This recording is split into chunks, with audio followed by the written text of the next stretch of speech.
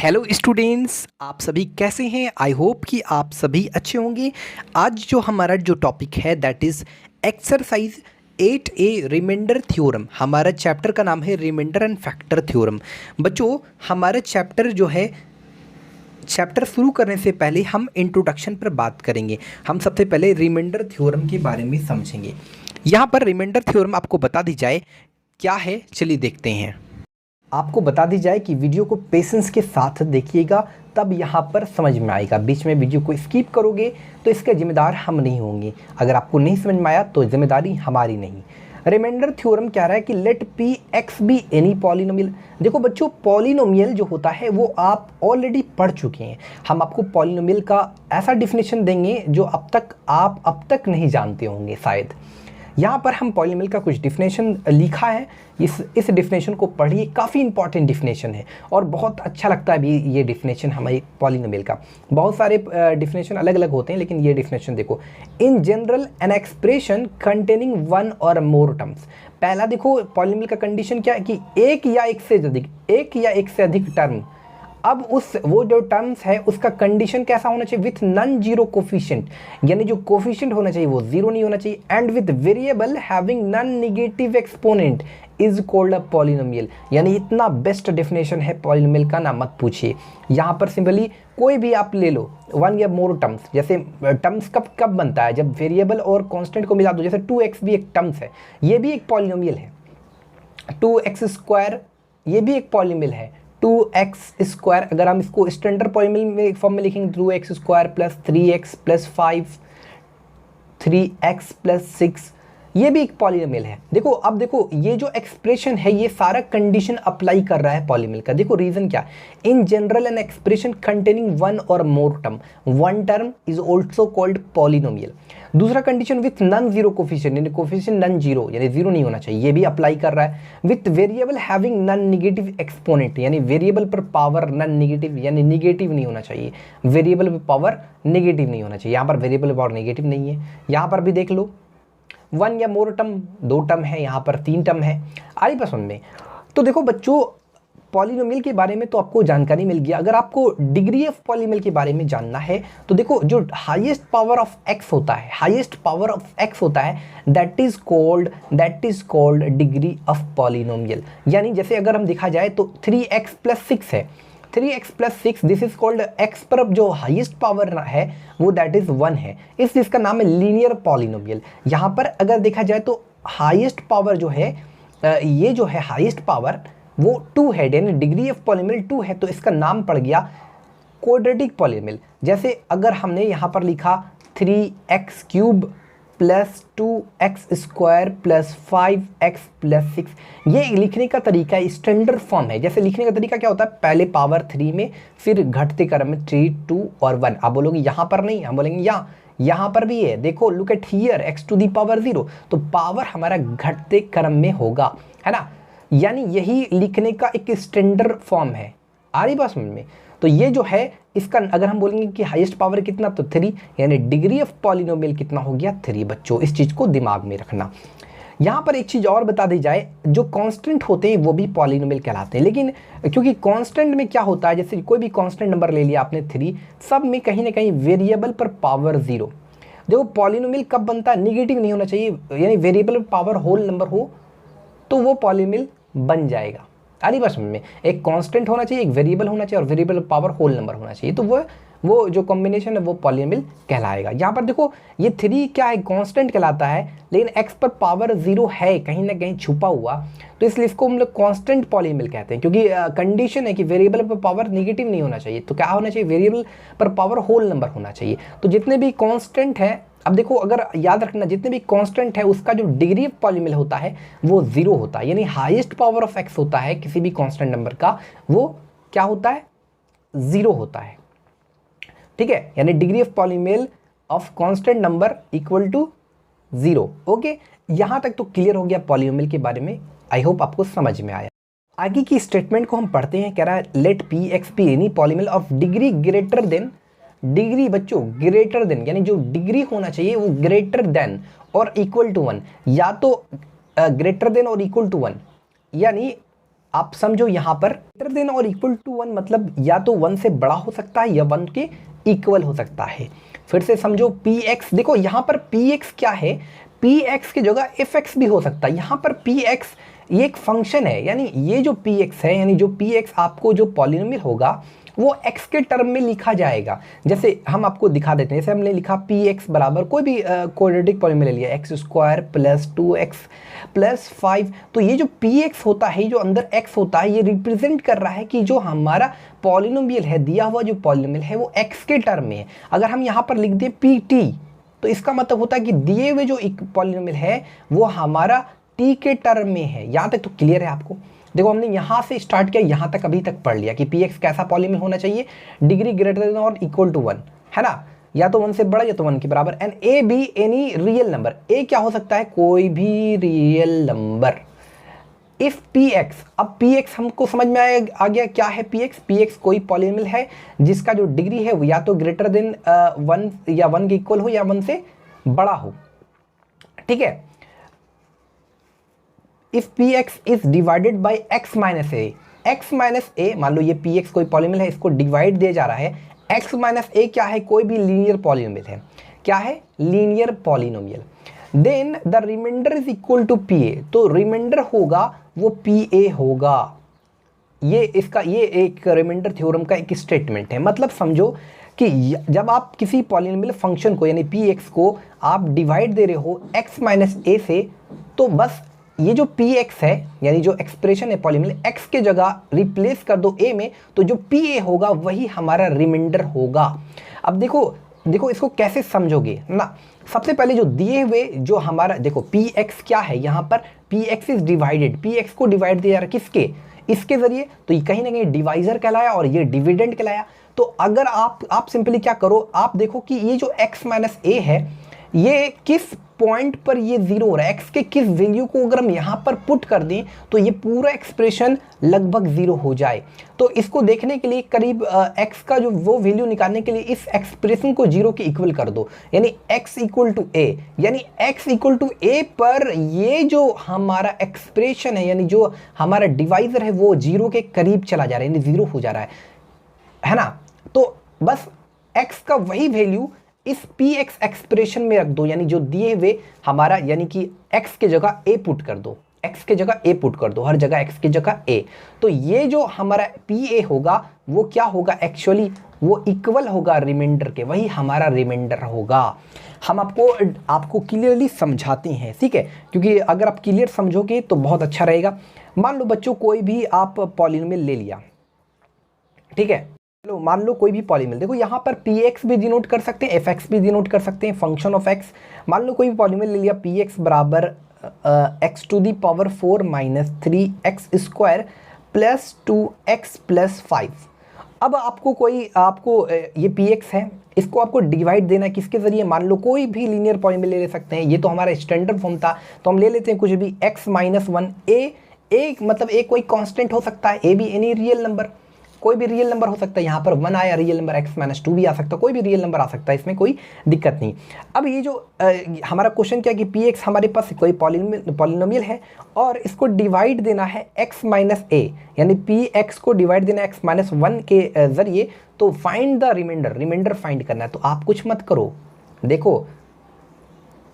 देखो यहाँ पर पहले x माइनस a था, x माइनस a से डिवाइड दे रहे थे दिए हुए पॉलिनोमियल को, तो बस हम कुछ नहीं कर रहे थे, x के जगह a रिप्लेस कर दे रहे थे। देखो यहाँ पर ये जो एक्सप्रेशन है कैसे जीरो होगा, जीरो के इक्वल क्या बैठा देंगे जो जीरो हो जाए। तो आप बोलोगे सर x के जगह 1 बैठाइए ना, ये तो एक्सप्रेशन पूरा जीरो के करीब चला जाएगा। हम बोलेंगे वाह शाबाश, तो ये जो x इक्वल टू 1 पर ये एक्सप्रेशन जीरो हो रहा है, यही 1 यहाँ इस एक्सप्रेशन में पुट करो, है ना। तो यहाँ कुल मिलाकर x का वैल्यू पहले निकाल लो, यानी इस एक्सप्रेशन को आप जीरो के इक्वल रख दो और x बराबर x का वैल्यू निकाल लो। अब x का जो भी वैल्यू आया यहाँ पुट कर दो, तो ये जो p1 निकलेगा बेटा, ये जो p1 निकलेगा बाबू, ये आपका p1 जो निकलेगा ये पुट कर देना है किस में, x के जगह आपको 1 डालना है सब में। ये p1 क्या है, ये p1 देखो यहाँ pa क्या था, रिमाइंडर था तो यहाँ P1 क्या है एक्चुअली, देखो रिमाइंडर है, रिमाइंडर।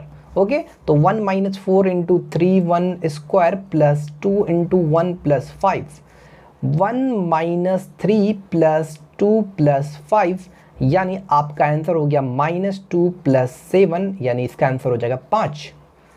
समझ रहे हो, इसका आंसर हो गया 5, यानी रिमाइंडर हमारा निकल गया 5। हमने क्या किया, जिससे आपको डिवाइड देना था, ये हमारा, आपको देख लो कि ये इधर ये जो बीच वाले होते हैं इसको डिविडेंड, अब इसको आप डिवाइड दे रहे हैं किसी के ज़रिए, यानी इधर जो होता है वो होता है डिवाइज़र, और ये हो गया डिविडेंड,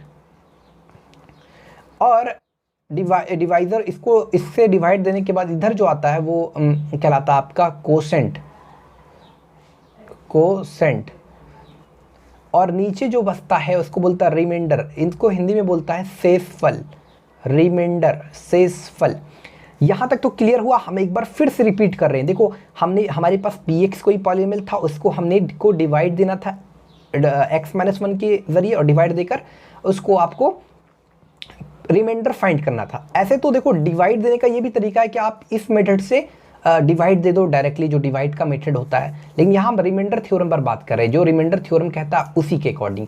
तो बस आपको ये जो डिवाइजर है जिसके ज़रिए आपको डिवाइड देना है, उसको देखो कि ये किस पॉइंट पर ज़ीरो हो रहा है, किस पॉइंट पर ये पूरा एक्सप्रेशन ज़ीरो हो रहा है, तो बस इस एक्सप्रेशन को ज़ीरो के करीब कर दो, और x का जो वैल्यू आ रहा है जिस पॉइंट पर ये एक्सप्रेशन, देखो ना x बराबर 1, यानी 1 पर अगर यहाँ 1 रख दिया जाए तो ये एक्सप्रेशन ज़ीरो के करीब हो जाएगा, तब ना left hand side right hand side equal हो जाएगा। वही वैल्यू को आप इस एक्सप्रेशन यानी जो px है उसमें पुट कर दो, तो वो जो p1 है वो आपका रिमाइंडर होगा। देखो यहाँ अगर x-2 होता, अगर आपको इसी एक्सप्रेशन को x-2 से डिवाइड देते हैं, तो इसी एक्सप्रेशन को x-2 के जरिए डिवाइड देते हैं, तो उस कंडीशन पर हमारा जो P2 होता वो क्या होता, रिमाइंडर होता, यानी x के जगह 2 में रिप्लेस करते हैं, x के जगह 2 लेते हैं। ठीक है, यहाँ तक तो क्लियर समझ में आया। देखो हम आपको दिखा भी देते हैं, आपको डिवाइड देकर भी दिखा देते हैं यहाँ पर, क्योंकि आपको जो क्वेश्चन है बनाना है वो रिमाइंडर थ्योरम के अकॉर्डिंग बनाना है ना। डिवाइड कैसे देते हैं, देखो डिवाइड देकर भी जो हमारा रिमाइंडर आएगा वो 5 आएगा, वो आपको हम दिखा देते हैं। ये तो हमने रिमाइंडर थ्योरम यूज़ करके निकाला, अब डिवाइड देते हैं। ठीक है, x⁴ जो हमारा डिवीजन मेथड होता है, x⁴ minus 3x² plus 2x plus 5, और डिवाइड किससे देना है बच्चों, x-1 से, है ना। तो देखना x-1 से, यहाँ पर ले लो x⁴, तो x⁴ plus minus cancel, -x³ मतलब प्लस x³ तो x³ minus 3x² plus 2x plus 5, यानी प्लस x², तो x³ plus minus cancel -x² plus minus 2x² plus 2x plus 5, तो यहाँ पर ले लो -2x, तो -2x²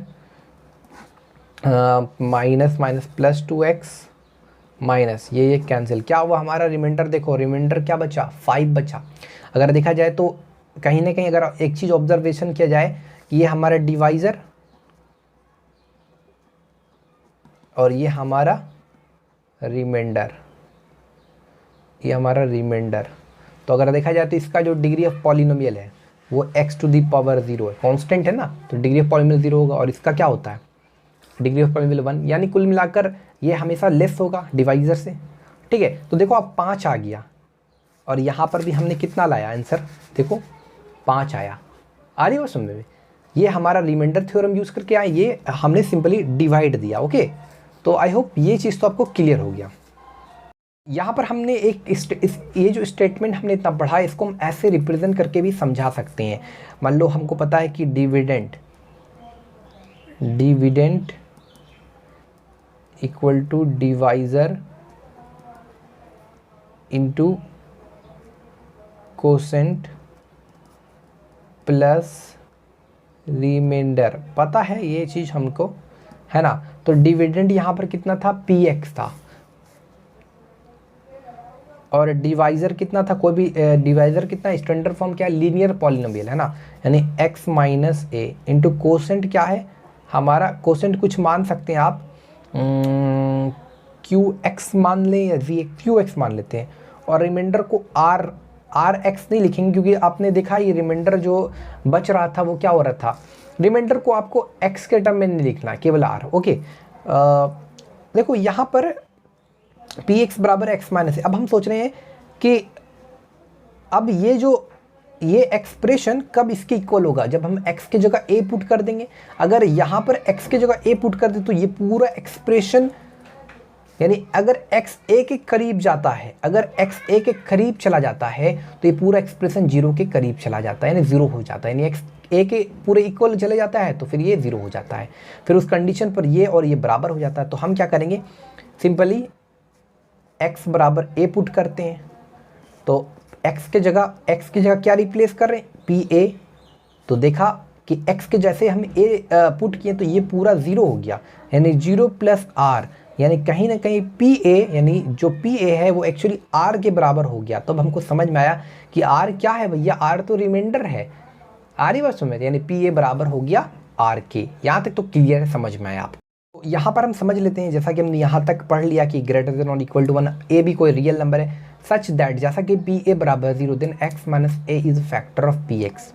अब थोड़ा इसको समझते हैं, आपको हम थोड़ा सा ना कॉन्सेप्ट वाइज समझाते हैं। जैसे आपको जैसे अगर 6 है, ठीक है, तो इस 6 का क्या क्या फैक्टर्स, यानी ये जो 6 है इसका क्या क्या फैक्टर, ये किस किस नंबर से डिविजिबल। तो आप बोलोगे सर 2 से है, 3 से है, 6 से है और 1 से। तो हम बोलेंगे ये सारे क्या है, ये सारे फैक्टर्स हैं ऑफ द गिवन 6 नंबर जो है।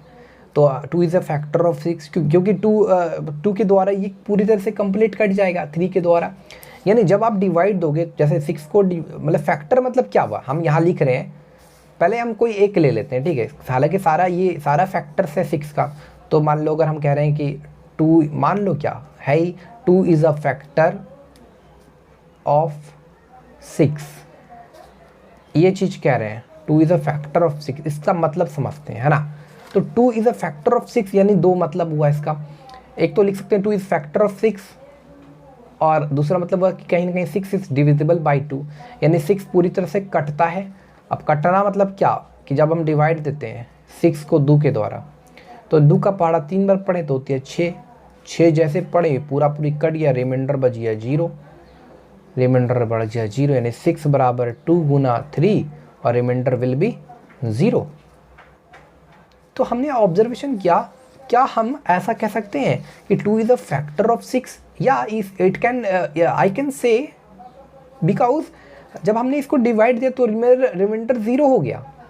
लेकिन क्या हम ऐसा कह सकते हैं कि 4 is a factor of 6, 4 is a factor of 6, yes और नो, यस और नो। तो हमने क्या किया, पहले डिवाइड देते हैं, आराम से डिवाइड दिया हमने 6 को 4 के द्वारा, 4 1 जा 4। तब हमने देखा कि ये तो रिमाइंडर 0 हुआ ही नहीं, रिमाइंडर यहाँ पर 0 हो गया था। तुम हम कहे थे कि 2 इज़ अ फैक्टर ऑफ 6, यहाँ तो रिमाइंडर 0 हुआ नहीं, तो हम यहाँ पर कहेंगे कि 4 is a factor of 6।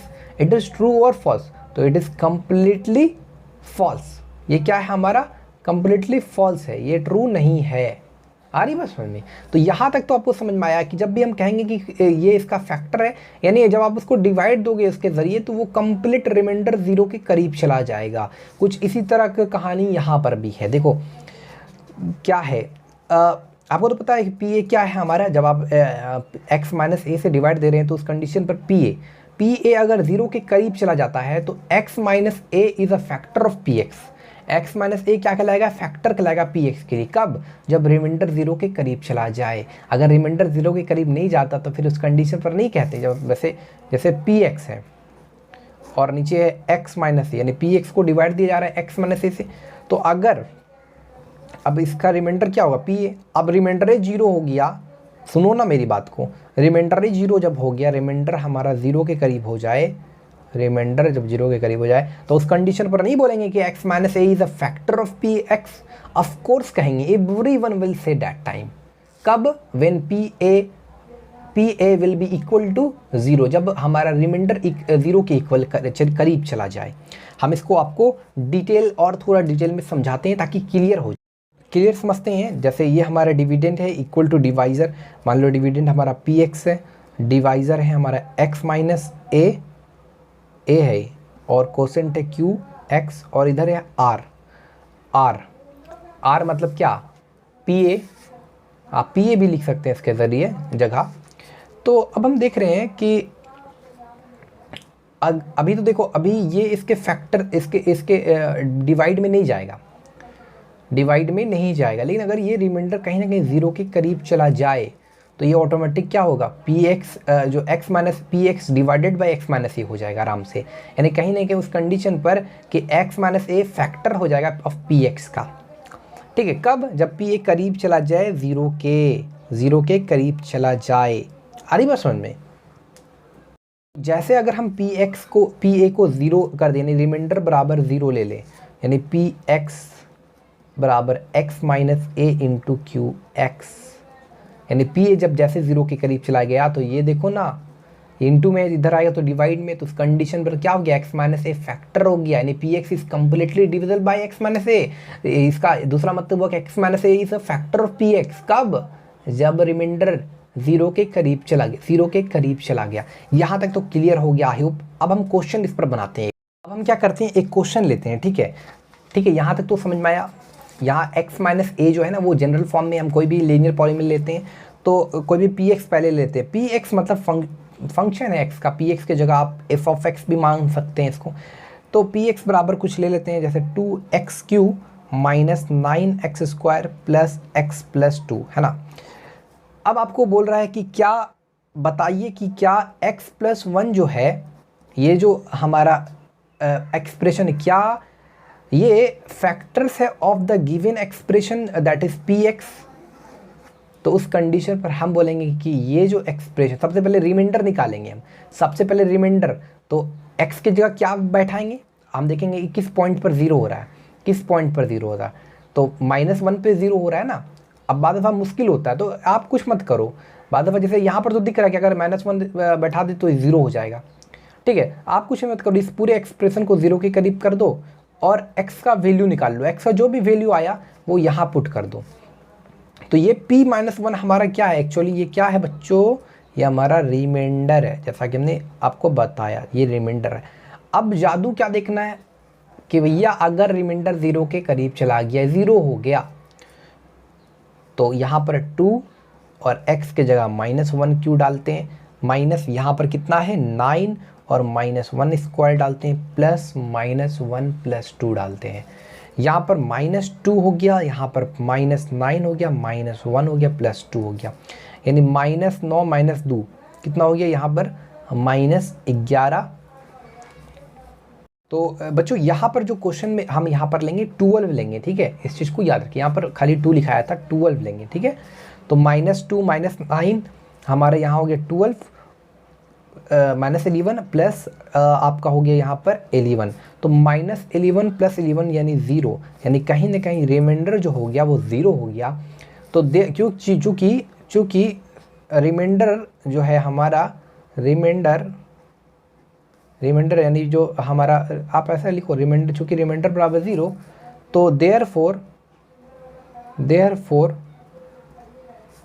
x plus 1, इससे क्या होगा, आपको क्वेश्चन बनाने में भी मदद होगा। x plus 1 is a factor of, आप ज़्यादातर आप क्वेश्चन खुद से कर सकते हैं, आप फैक्टर ऑफ px। ठीक है, यहाँ तक क्लियर है। तो आई होप आपको सारा समझ में आया होगा। अगर वीडियो अच्छी लगी तो चैनल को सब्सक्राइब करें, बेल आइकन को प्रेस करें ताकि आने वाला वीडियो का अपडेट आप तक जल्द पहुंच सके। Thanks for watching this video.